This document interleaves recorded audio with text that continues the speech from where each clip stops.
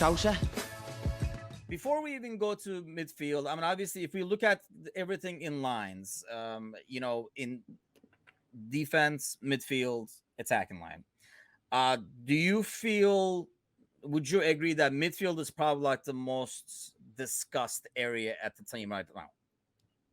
Yes, I think that the back line is as stable as it's ever been. I think our center backs are maybe the strongest in all of Europe, 1-4.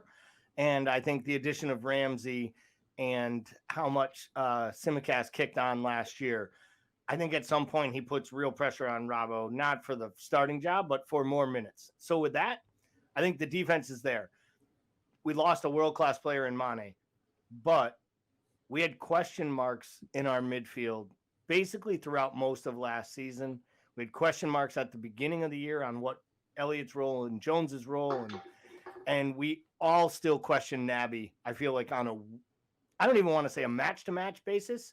It's like a minute-to-minute basis. He gets a grade every 15 minutes he's on the pitch. Fair or unfair, but that's what happened. So for me, it is the midfield, and I think we'll get into other things about how we line up and how we best are suited.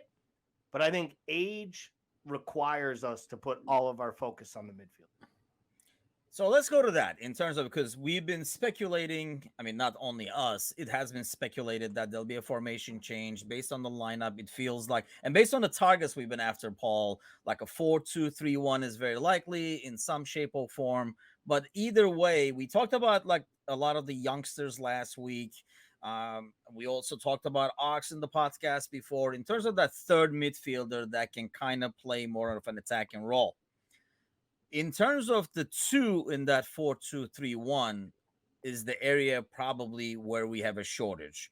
So Fab being a guarantee, who is your top candidate to put next to him on a game where we're playing the 4-2-3-1? Wow, that's a phenomenal question. Thank you. I will just say you're not paid enough. I think, I mean, that's really tough. That is really tough. I think Thiago pairs well better left of Fabinho, and I think Hendo pairs better right of Fabinho. So I think that really tactically comes down to where you want Fabinho to be in the lineup. That may seem like a cop-out, but I think that's where it really is.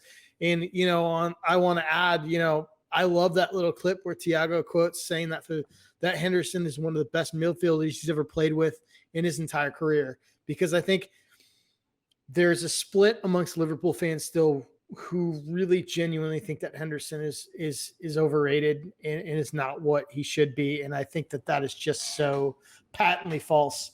And I think that quote really lends itself to that argument on my behalf. Yeah, I think Thiago is the choice left of Fabinho and Henderson's the choice right.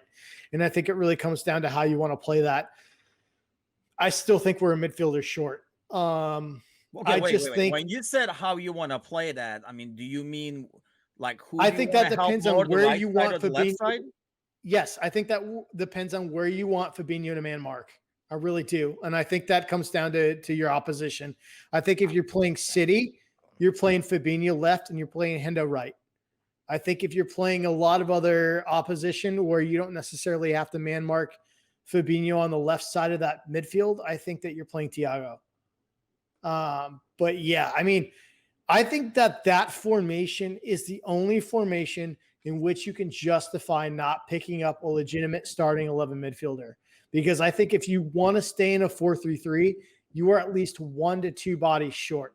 And I think you need Fabinho cover, and I think you need cover for Hendo. I mean, I think if you're okay with a 4-3-3 now, you're looking at a 4-3-3 that has a top 4 midfield of Fabinho, Hendo, Thiago, Keita. And I think Keita is a tactical start, depending on who you're playing. That top 4 has like legitimate age and durability concerns. And I think that if you want to stay in that 4-3-3, I think you need to add at least 1 to 2 starting 11 midfielders.